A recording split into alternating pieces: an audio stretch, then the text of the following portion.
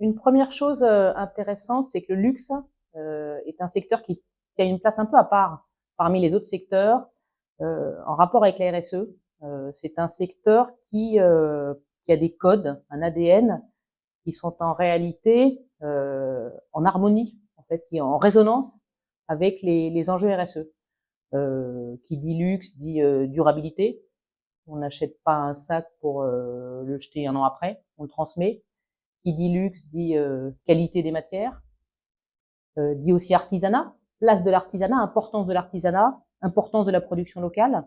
Donc le luxe a ancré, chevillé au corps dans son ADN, en réalité, des valeurs très proches des défis de l'environnement et des défis RSE.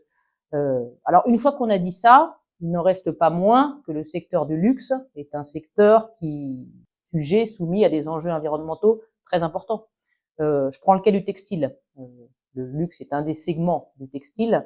Le textile est un secteur très polluant. C'est un secteur qui a une empreinte environnementale forte. Je crois que les émissions de gaz à effet de serre dans le luxe pèsent entre 4 et 5% des émissions mondiales. Donc c'est vraiment un point important. Et puis au-delà des gaz à effet de serre, le luxe comme le textile sont des secteurs très consommateurs en eau, très consommateurs en produits chimiques. Donc il y a un sujet de déchets aussi. Donc c'est un secteur qui a des forts enjeux environnementaux. Si maintenant je veux un peu rentrer dans le détail de ces enjeux, je pense que les principaux se situent en amont, dans la production. Donc le travail responsable RSE dans le luxe va beaucoup consister à travailler sur une production plus responsable et plus durable. Donc derrière cette production responsable et durable, il y a plusieurs choses. Il y a d'abord le fait de choisir des matières plus responsables et durables. Le luxe sollicite beaucoup le cuir. Le cuir, c'est l'élevage. Dans l'élevage, il y a des enjeux très importants liés au bien-être animal et liés encore une fois au gaz à effet de serre. Autre sujet lié à la production, c'est la façon de produire. Il s'agit de produire en utilisant moins d'eau, en émettant moins de dioxyde de carbone.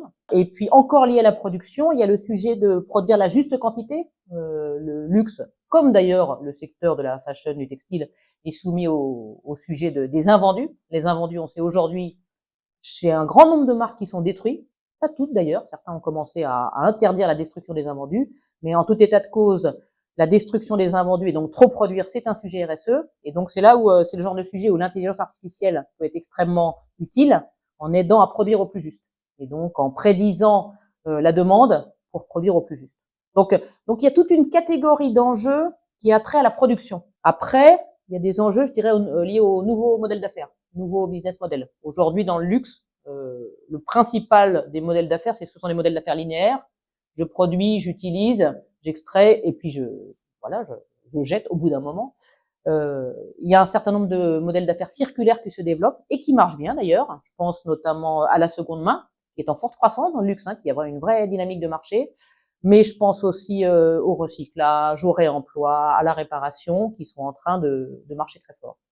Donc, enjeux liés à la production, enjeux liés au nouveau business model. J'en ajouterai un dernier qui est un enjeu d'image. En fait, c'est un peu paradoxal par rapport à ce que je disais au début. Au début, je disais le luxe a des valeurs totalement en résonance avec les RSE. En réalité, c'est pas tout à fait vrai. C'est pas tout à fait vrai. Je compléterai mon discours en disant que le luxe, c'est aussi la rareté, donc c'est aussi l'exclusif, et donc c'est aussi des produits accessibles à un petit nombre de personnes, donc sujet de la non-inclusivité. Et de fait, il y a un certain nombre d'activistes et de militants environnementaux qui questionnent le luxe.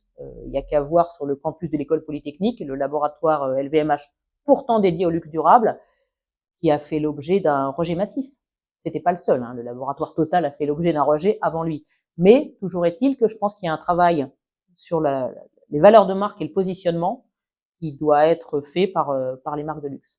Et pour finir sur ce sujet des enjeux, je dirais quand même, les enjeux RSE du luxe, c'est des enjeux pour la durabilité, pour la préservation des écosystèmes, c'est aussi des enjeux pour le business. C'est aussi des enjeux pour la pérennité des marques. Les marques de luxe reposent en grande partie sur des matières naturelles, le lin, le coton, la soie, l'or en joaillerie. toutes matières qui sont toutes en réalité menacées, qui vont être en raréfaction. Donc, qui dit raréfaction, dit difficulté pour le luxe à produire. Donc, lorsqu'on dit il s'agit de s'occuper des enjeux d'impact, ça veut dire aussi s'occuper de la pérennité des marques. Donc, on ne parle pas juste préservation des écosystèmes, on parle aussi durabilité des marques et business. Et ça, c'est très, très important à comprendre.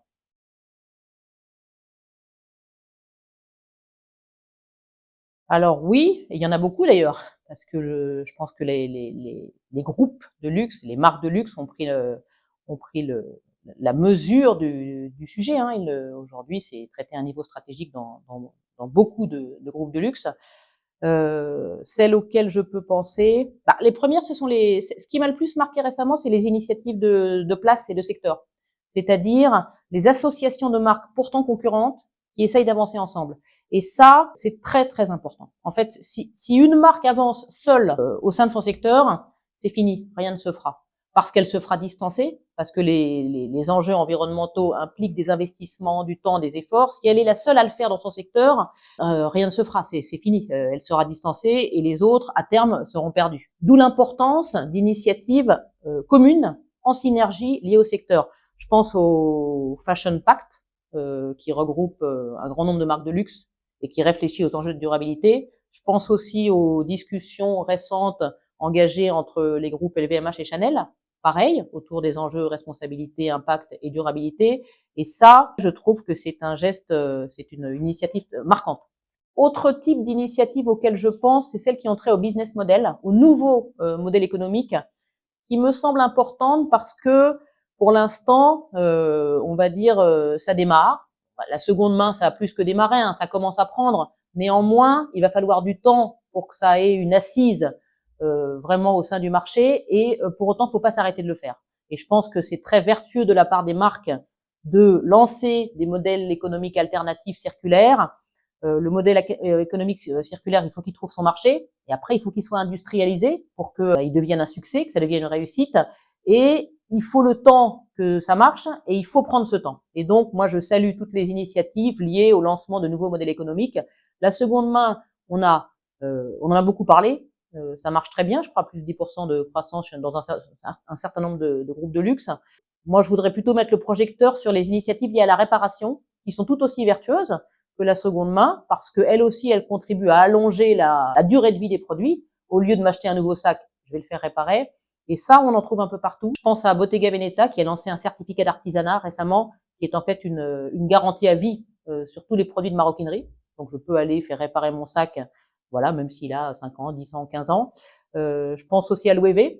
Loewe qui a, je crois que c'est au Japon, lancé une boutique qui s'appelle Loewe Vericraft, où les clients peuvent aller faire réparer leur sac et petite touche additionnelle, le sac est réparé donc par des artisans et peut être personnalisé.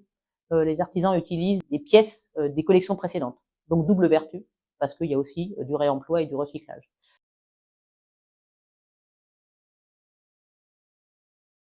Première clé de réussite, c'est que le sujet soit traité au plus haut.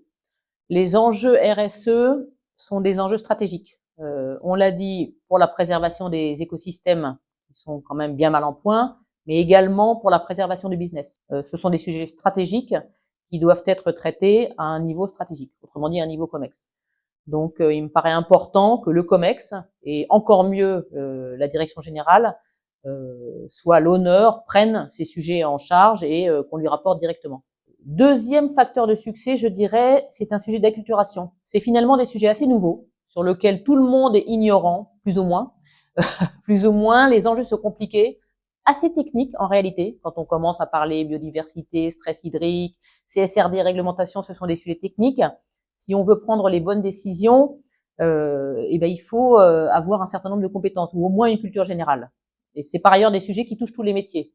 La RSE appliquée aux achats, les achats responsables, la RSE appliquée à la finance, la RSE appliquée au marketing, à la data, parce qu'il va falloir collecter beaucoup de données. Et donc, tous les métiers ont besoin de se former. Donc, l'acculturation, elle concerne tout le monde et elle doit être adaptée aux métiers et aux enjeux de chacun. Le troisième, je dirais que la RSE, comme avant elle le digital, comme avant elle la data, doit parler un langage compréhensible par tout le monde, qui est le langage des KPI, le langage de la finance, le langage du business. Il est très important de valoriser, y compris dans la comptabilité de l'entreprise, les dettes environnementales. Je pense en particulier aux initiatives menées par Kering, qui a lancé un IPNL. L'IPNL, en fait, c'est une initiative extrêmement intéressante qui consiste à définir le PNL environnemental de chaque initiative à côté du PNL financier. Et donc, dès qu'une stratégie est lancée, dès qu'une initiative est mise en œuvre, on évalue son PNL environnemental et on le valorise. On le valorise, donc à la fin c'est en euros, en dollars, pour que tout le monde puisse comprendre quel est le coût ou l'impact, parce que ça peut être positif aussi, quand c'est de la régénération, l'impact environnemental de telle ou telle stratégie. Et ça me paraît aussi extrêmement important.